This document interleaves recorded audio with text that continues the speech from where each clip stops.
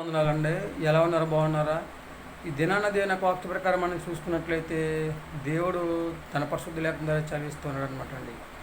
ఎవరైతే యెహోవాయందు భయభక్తి కలిగి జీవిస్తూ ఉంటారో వారందరిని కూడా ఆపద కాలంలో వారందరికీ సహాయం చేస్తారని చెప్పేసి దేవుడు తన పరిశుద్ధ లేఖనం ద్వారా చదివిస్తున్నాడండి. మనం కూడా దేవుని యందు భయభక్తి కలిగి జీవిస్తే మనకు కూడా ఆపద కాలంలో దేవుడు సహాయము చేస్తూ ఉంటాడు అనమాట. ఆపద అనగా శ్రమ అయినా, శోధన అయినా, ఇబ్బందులైనా, లేకపోతే భయంకరమైన సమస్య అయినా సరే సమస్యలు దేవుడు మనకి సహాయం చేస్తారని చెప్పేసి దేవుడు తన పరిశుద్ధ లేఖనం ద్వారా చదివిస్తున్నాడు అనమాట అండి.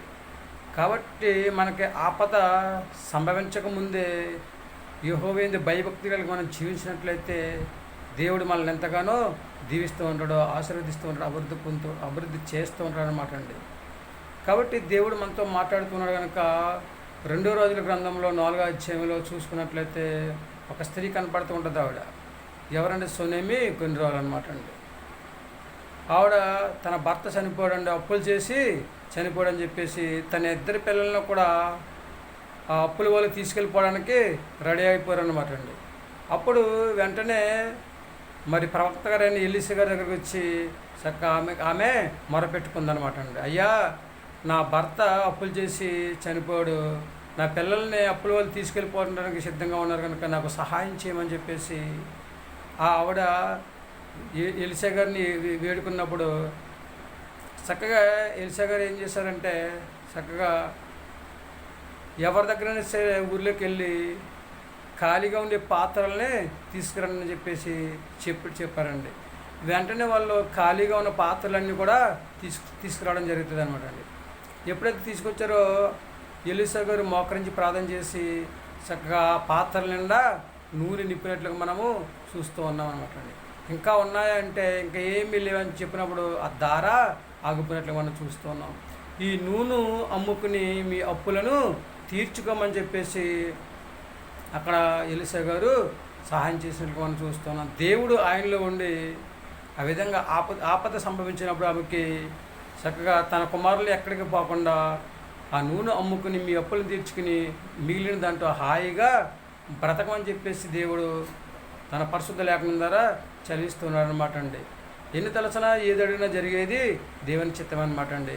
మనకు కూడా ఏదన్నా అప్పుల్లో ఉన్నా, బాధల్లో ఉన్నా, ఇబ్బందులు ఉన్నా, ఇరుకులో ఉన్నా దేవుని భయభక్తి కలిగి మనం జీవిస్తే మనకు కూడా దేవుడు సహాయం చేస్తాడనమాట అండి. కాబట్టి దేవుడిచ్చిన మహా ఉచితమైన బట్టి దేవుడు మనతో మాట్లాడుతూ ఉన్నాడు. మనకు అనవసరంగా అత్యాశకెళ్ళి అప్పుల పొలవుడి కంటే ఉన్నదాంతో తృప్తిపడి జీవించుట మంచిదని చెప్పేసి దేవుడు తన పరిశుద్ధ లేఖనం ద్వారా చదివిస్తున్నాడు కనుక అందరం దానికి ఆశపడొద్దు, ఉన్నదాంతో తృప్తిపడి హాయిగా జీవిద్దాం అనమాట అండి.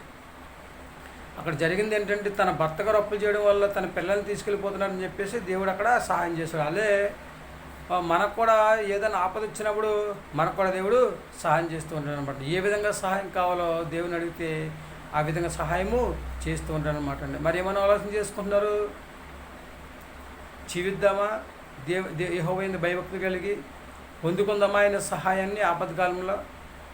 మరి ఏమైనా ఆలోచన చేసుకుంటున్నారండి?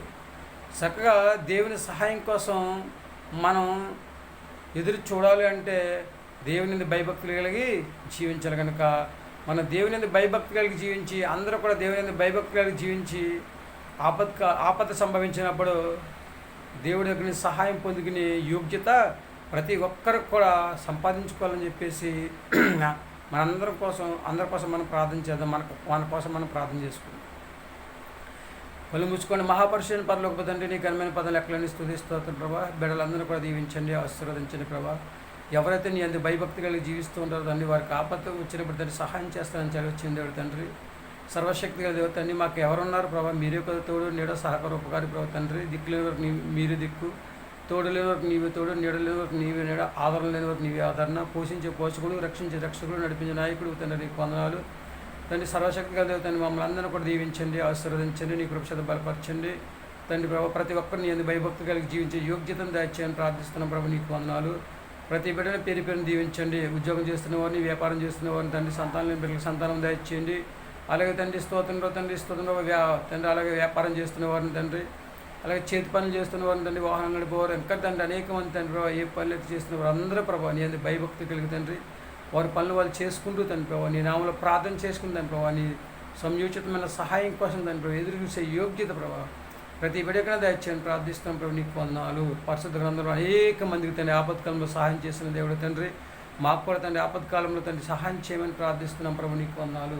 నీ కృపచేత బలపరచండి, నీ దివ్యమైన ఆశీర్వాదాలు పంపించండి. పిల్లలు తండ్రి స్తోత్రం ఇంకా అర్థం అవడానికి 2 రోజుల గ్రంథంలో తండ్రి 4 అధ్యాయం తండ్రి 1 నుంచి 8 వచనం వరకు చదువుకునే యోగ్యత ప్రతి బిడ్డకైనా దయచేయమని, మరొకసారి అందరికీ భూమి మీద మంచి ఆరోగ్యం దయచేసి నీ రాజ్యవాసులు గురించి యోగ్యతను దయచేయమని, అందరికి మంచి ఆరోగ్యం దయచేయమని, ప్రతి బిడ్డను కూడా దీవించి ఆశీర్వదించమని, మా ప్రార్థన ఆలకించండి, మా ప్రార్థన దానికి ప్రతిఫలం దయచేయమని, ఆఖరి తరాన్ని యేసుక్రీస్తు పేసమైన అడి వేడుకొంచున్నాం తండ్రి. ఆమేన్. అందరికీ వందనాలండి. త్రియక దేవుని ఆశీర్వాదం మీకు తోడును గాక. దేవుడు మమ్మల్ని దీవించి ఆశీర్వదించిన గాక. ఆమేన్. దేవుడి ఇచ్చిన మహాఉత్సవాలను బట్టి మన దేవుడి పిల్లలను కనుక దేవుని యందు భయభక్తి కలిగి జీవించి ఆయన ఇచ్చే ఆశీర్వాదాలని, మేలులను, దీవులను, కృపను పొందుకుని భూమి మీద హాయిగా జీవించే యోగ్యతను సంపాదించుకునే యోగ్యత కలిగి ఉందామండి. మరి ఏమంటారు? మీ ఆలోచన మీదే. జీవిస్తారా? యెహోవా యందు భయభక్తులు కలిగి దేవుని మాట వింటారా? ఆయనకు అంగీకారంగా జీవిస్తారా? ఆయన నామ మహిమాత్మే ప్రార్థన చేస్తూ ఉంటారా? ఆయన సహాయం కోసం ఎదురు చూస్తూ ఉంటారా? మరి ఏమంటారండి? సర్వశక్తిగల దేవుడు, నిన్న నేడు నిరంతరం ఒకే రీతిగా ఉండే దేవుడు, ఎవరికి ఆపద సంభవించినా వాళ్ళందరికీ కూడా సహాయము చేయగల శక్తిగల దేవుడు కనుక ఎవరో చేయలేనిది దేవుడికి సాధ్యమవుతూ ఉంటుంది అనమాట అండి.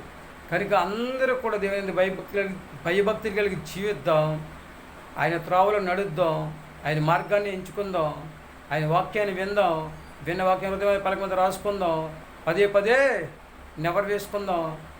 దేవుడు నామ మహిమార్థమై మనందరికీ కూడా దేవుడు ఆపత్కాలం వచ్చినప్పుడు కానీ మనకి ఎప్పుడు ఎక్కడ ఏ సహాయం అయితే కావాలో ఆ సహాయాన్ని దేవుడు చేసే యోగ్యతను కలిగి ఉందామా? ఒకసారి ఆలోచన చేసుకోండి. మనందరం కూడా యెహోవా యందు భయభక్తులు కలిగి భూమి మీద మంచి ఆరోగ్యం కలిగి హాయిగా జీవించే యోగ్యతను సంపాదించుకునే స్థితిని కలిగి ఉందామండి. ఏమంటారు? మీ ఆలోచన మీదే. అందరికీ వందనాలు.